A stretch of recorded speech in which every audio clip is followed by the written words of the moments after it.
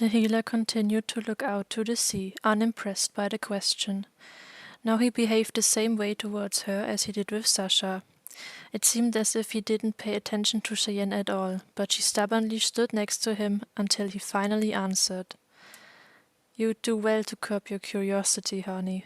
Why do you ask me these things if you don't believe me anyway? I could tell you anything. You wouldn't be able to filter out what the truth is. I know what your problem is with this whole thing.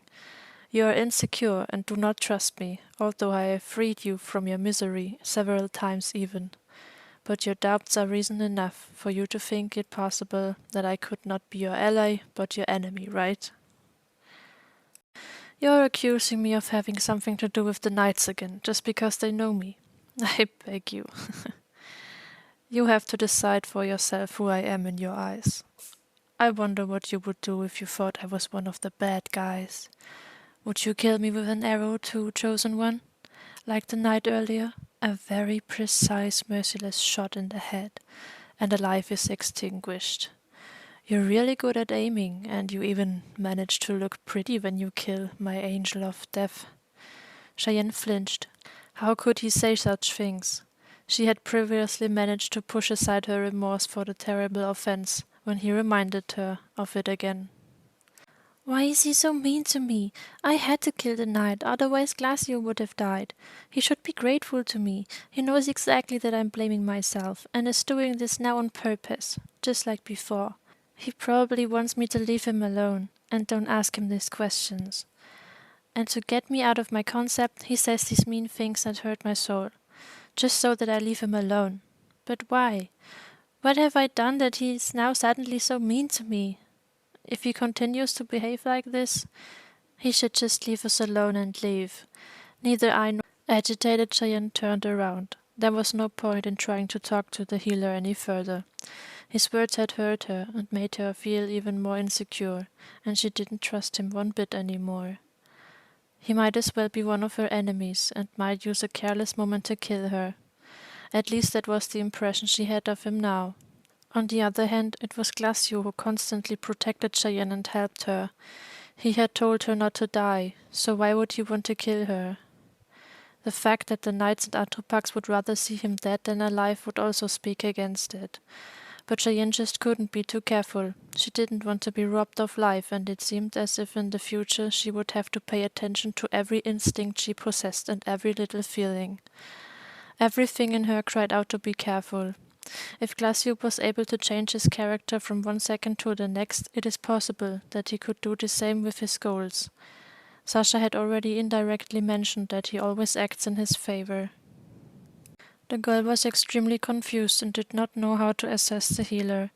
It was more likely that he was her ally, but his behavior bothered her. Such a sudden change, which works against one's own comrades, simply seemed strange. On top of that, he was always telling her lies just to hide the truth at all costs or distracting from the topic, which of course made the whole situation even more suspicious.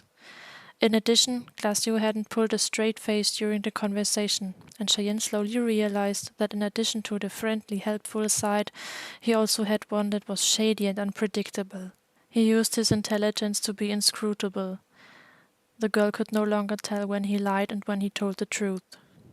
Simply leaving without a word, however, was out of the question for Cheyenne at that moment. "All right, I get it. Sasha is right. I should just not trust you and better ignore you. In my opinion, it would be better if we went our separate ways from tomorrow." Without wishing him a good night, she went back to her friend.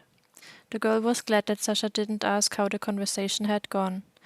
Cheyenne sat down next to Arukas on the ground by the fire and supported herself with one hand, stroking the fairy wolf with the other. She stared thoughtfully into the glowing flames. The young woman noticed her depressed mood and seemed to understand. "As I said, be careful with him. You should try to get some sleep now. We have a long journey ahead of us. I'm going to keep watch at night, and I'm not trying to dissuade myself, yes? I'm sure you've already noticed that I can be stubborn like a donkey.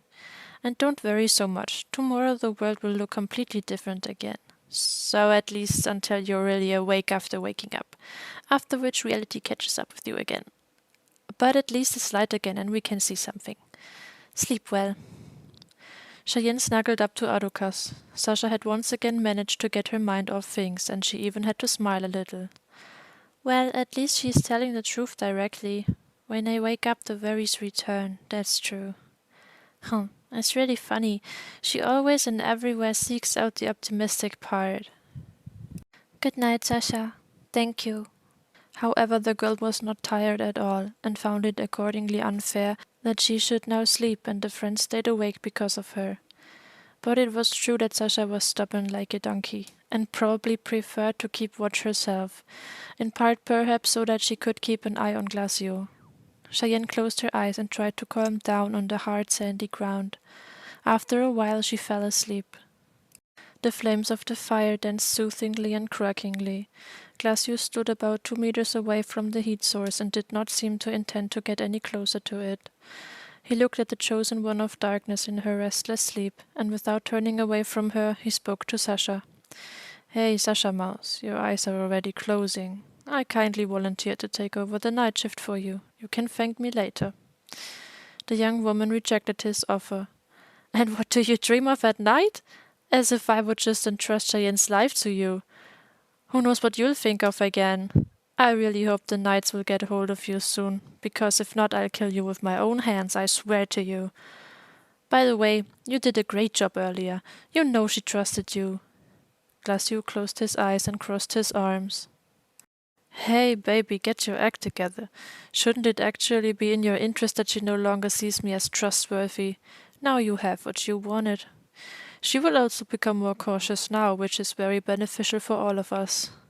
Oh yes, I almost lost sight of the actual topic. Basically, I have no particular interest in whether you leave the night watch to me or not. You're so tired you're going to fall asleep anyway. But don't worry, I'll take care. Sasha narrowed her eyes and made a threat. Remember these words, idiot, because you will hear them so often in the near future until the meaning of them enters your oh-so-pretty head.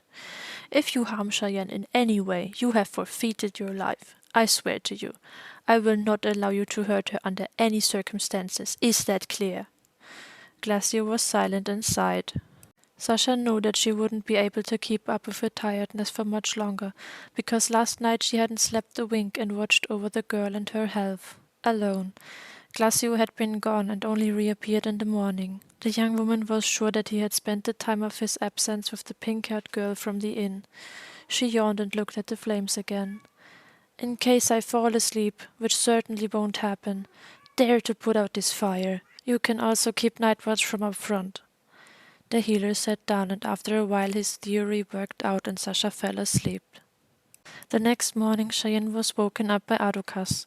He licked her face lovingly and woke her from her restless sleep. It was already beginning to get light. A pale colorful glow of the chroma stars moved over the country and a new day dawned. The fire was out and the girl looked around. Sasha was with the horses and tightened the saddle belt. Glaczio walked further away along the beach. So he's still here. Oh, good morning. I hope you slept well, although it looked more like you had nightmares. But that's no wonder with what you're going through at the moment. I tried to get rid of the idiot, but unfortunately he really wants to continue to come with us. I hope we manage to be in Vacoralis by tonight. This is a small beach village in the far west of Luminastrel. From there a sand passage starts, and when we cross it we come to northern Halonia. At trot pace it is about a day's ride from here, which means that we will be galloping for most of the distance. The faster we are there, the better. It's really lucky that we got these horses, or rather stole them, because on foot we would probably die of thirst out here before we arrive in Vacoralis. Unfortunately, we have nothing to drink or eat. Okay, I'm done right here. So, I really hate to ask it, but could you go get Glaczio? We should start slowly. Cheyenne nodded. Apparently Sasha had been waiting for her awakening and had already made plans for the day in the meantime. The girl was now a little embarrassed to have slept for so long. She made her way with Arukas to the healer. Now I even have to go get him because he's unable to stay here and help Sasha. Or maybe she sent him away. She said she wanted to get rid of him, so there was probably a fight. Well, I don't really care what happened. Cheyenne trudged through the fine sand, and the fairy wolf ran a little way in front of her. Glaczio was now only a few meters away from her when she was suddenly pulled backwards, lost her balance, and fell to the ground. However, the sand cushioned her fall, and she landed reasonably gently. In front of her stood a tall man with dark blue shorter hair and cobalt blue eyes. He appeared to be around 40 years old and had an water elemental weapon. However, it was not a simple sword, but something the girl had never seen before. Two gigantic water blades were connected by a handle in the middle. The man was very muscular and radiated a strange calmness. He also spoke to Cheyenne with such, "Be so good as to let yourself be killed without resistance, chosen one. That makes it easier for both of us." The tall man had spoken to her in the most polite manner and even seemed to have respect for his victim. In his eyes, Cheyenne could see that he seemed to feel sorry for her. In addition, he gave the impression that he himself doubted his intention to kill her. Then he lifted the double blade and let it smash down on his victim. Cheyenne was able to turn away at the last moment and escape death. Her heart was racing, but she tried to stay calm and think clearly. She had learned that anything else would not help her in such a situation. The man raised his weapon a little again and narrowed his eyes. But not because he was angry. He had compassion and seemed sorry that he wanted to kill the girl. At that moment Adukas jumped at the blue-haired enemy and dug his teeth into his muscular arm. The tall man moaned in pain for a moment, but then he threw the fairy wolf away from him, and the four-legged friend landed whining on his back, a few meters away from the fight site. Cheyenne took advantage of the distraction and took some sand in her hand, and when the enemy turned back to her, she threw the fine pale yellow grains in his face. He seemed to have gotten some of them in his eyes, but raised the double blade again. Although he didn't see where his victim was, it was guaranteed that the blow wouldn't go nowhere. Cheyenne closed her eyes anxiously, but instead of feeling pain, she only heard something hit the enemy's blade and shatter on it, but had enough strength to stop the attack. The girl opened her eyes and saw splinters of ice lying around her. Whatever had hit the man's heavy weapon had been strong enough to make him stagger, and he almost dropped the double blade. The sand didn't seem to bother him anymore, because he had his eyes wide open and attacked again. The enemy seemed to want to kill Cheyenne at all costs, even if he was sorry. She closed her eyes again and made herself small. She would certainly not be so lucky again. The girl was already preparing for everything to be over and saw part of her life pass by in her mind's eye. Hadn't she intended not to die because of this chosen cause? So in the end she couldn't escape her fate after all. And she felt a tremendous cold near her, but no pain. Is this what death felt like? But then she heard something hit the enemy's blade again, but this time it didn't shatter. Cheyenne opened her eyes and saw where the cold was coming from. Glaczio stood protectively in front of her and blocked the attack of the big man with all his might. It had been the icy air of his elemental weapon that she had felt. The ice sword was a lot smaller than the huge water double blade, and the healer was nowhere near as strong as the muscle-bound enemy. The elements in the weapons also started a fight, because Glacio's ice blade kept freezing the water tool at the point where they met, but the water in the double blade moved in wild waves and steadily freed itself from the frost.